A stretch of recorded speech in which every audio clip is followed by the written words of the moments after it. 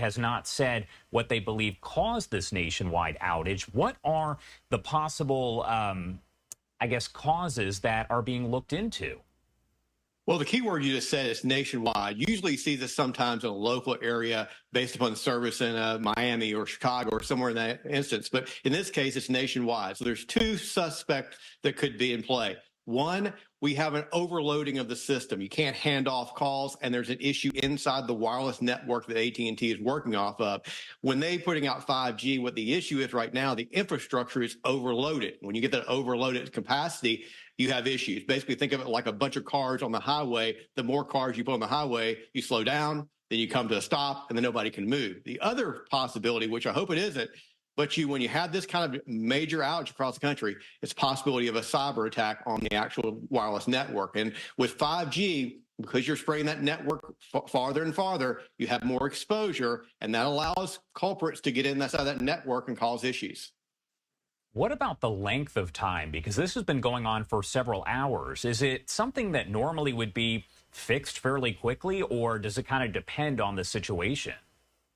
Well, I think that's a key indication, because this started overnight and here we are into the early morning and we still don't have a cause and we don't have a solution. So there's a major disruption inside AT&T, and this is hitting some of the other carriers as well, but it's hitting the other carriers with regard to if they're piggybacking off the AT&T network in your area. So the first indication would be they don't know exactly what's going on. They're trying to find it.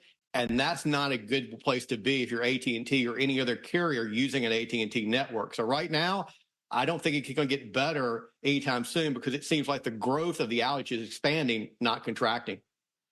Yeah, I was going to say this right here is pretty much useless right now, like many people are saying, because unless you have Wi-Fi where you are, you can't really make calls. Now, one thing that we've heard discussed a lot is that folks who are trying to call 911 can't even do that. So I guess it kind of shows how dependent everything is on the use of a cell phone.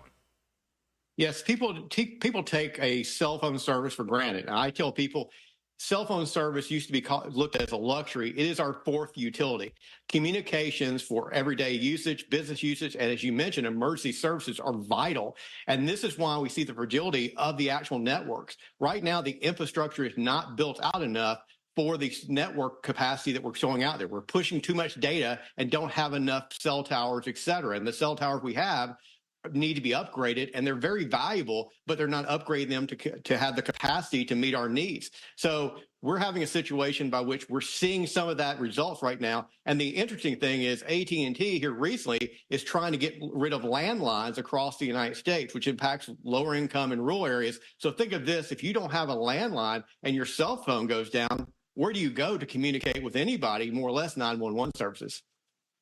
Kind of going in reverse a little bit, I want to get your take on the flow of information from AT&T so far this morning. We received a statement from them, and they essentially said at this point they're working on the issue. They know there are reports of outages nationwide. How do you feel about the response by AT&T as this is ongoing? Well, there's two things I'd mention. First, if you don't have your cell phone and you rely upon that to access internet, your email, et cetera, you won't get the notice. So you're kind of stuck with no indication of what's going on. Second, they've been just putting out dribbles of information and giving no indication of what the issue is. And like I said, that's not a good sign that they have their hands around this to try to figure it out. So right now, there are customers around the country. And again, this is around the United States, not localized.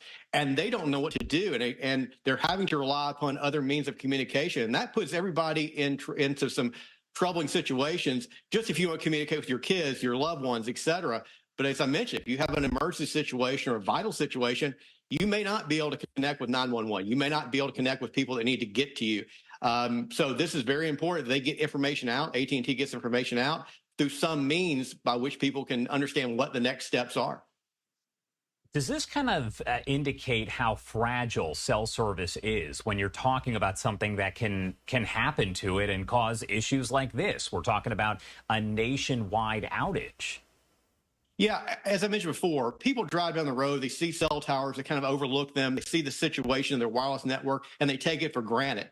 And if you think about this, if you lose cell service on a local level or on a national level, as we are experiencing right now, how it impacts so many parts of our daily lives, our business lives,